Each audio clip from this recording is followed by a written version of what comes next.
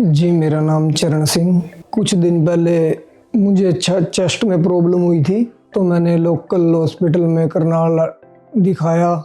तो उन्होंने कहा भैया हमारी समझ में से बाहर है। फिर मैं अल्केमिस्ट में गया पंचकुला, वहाँ पे मेरा ट्रीटमेंट चला।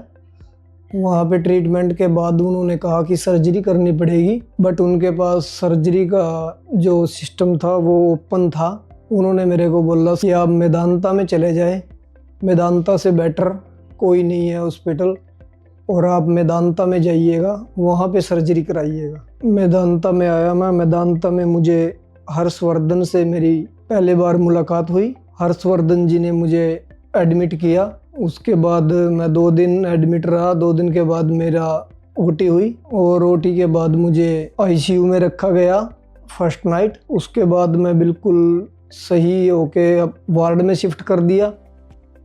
नमस्कार। आज जिस पेशेंट की हम बात करेंगे वो चरण सिंह जी हैं।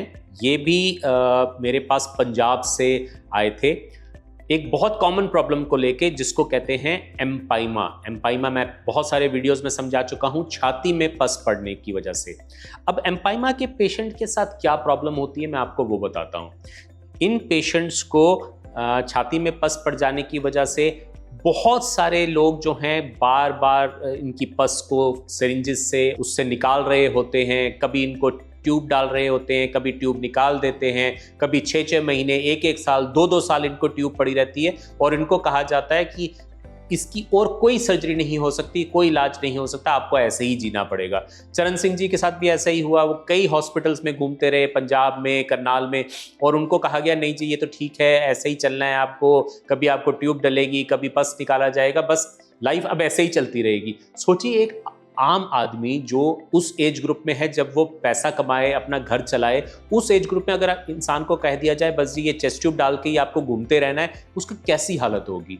ये पेशेंट इतनी व्यथा के साथ हमारे पास आए। इनकी हमने दूरबीन की सर्जरी की, जिसको वैट्स डिकॉर्टिकेशन कहते हैं, मैंने कई वीडियोस में समझाई है अपने।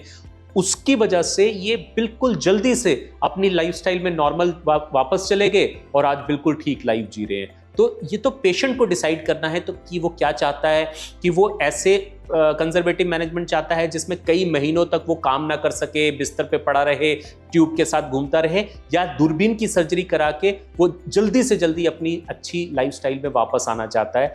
ये डिसीजन मैं हमेशा पेशेंट पे छोड़ता हूँ। चरण सिंह जी के केस में भी ऐसा ही हुआ, और वो अभी बिल्कुल नॉर्मल लाइफस्टाइल जी रहे हैं। नमस्कार।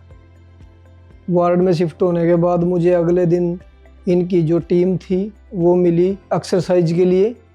उन्होंने मेरे को एक्सरसाइज के लिए बोला, और बहुत अच्छे मुझे लगा, और मैं 15 दिन में ही बिल्कुल राइट हो गया। मुझे कोई भी प्रॉब्लम नहीं रही 15 दिन में, पहले जैसा मैं हो गया। यहाँ जो नर्सिंग स्टाफ है बहुत ही अच्छा स्टाफ है। इन्होंने मुझे दवाई भी बहुत टाइम पे दी। कोई भी मुझे ऐसा प्रॉब्लम नहीं हुई कि मैं हॉस्पिटल में हूँ या घर पे हूँ। हर चीज़ का मेरा ध्यान रखा। हर रोज़ सुबह हर्षवर्धनपुरी चेकअप के लिए आते थे। एक दिन भी ऐसा नहीं गया जिस दिन हर्षवर्धन जी नहीं आए, और उन्होंने हर रोज़ आके मुझे चेक किया और समझाया, बहुत ही अच्छा गाइड किया। हर्षवर्धन जी का मैं बार बार शुक्रिया करता हूँ। बहुत इन्फेक्शन था मुझे लंग्स में, और मेरा लंग्स बिल्कुल ही डैमेज था, और इन्होंने मेरा लंग्स बिल्कुल बचा दिया। अब मैं बिल्कुल स्वस्थ हूँ। डॉक्टर हर्षवर्धन और इनकी पूरी टीम का मैं हाथ जोड़ के तहे दिल से शुक्रिया करता हूँ। सभी को ये एक मैसेज देना चाहता हूँ, अगर किसी भाई को भी ऐसी कोई प्रॉब्लम आ जाए तो मेदांता से बेटर मेरी नज़रों में कोई हॉस्पिटल नहीं है।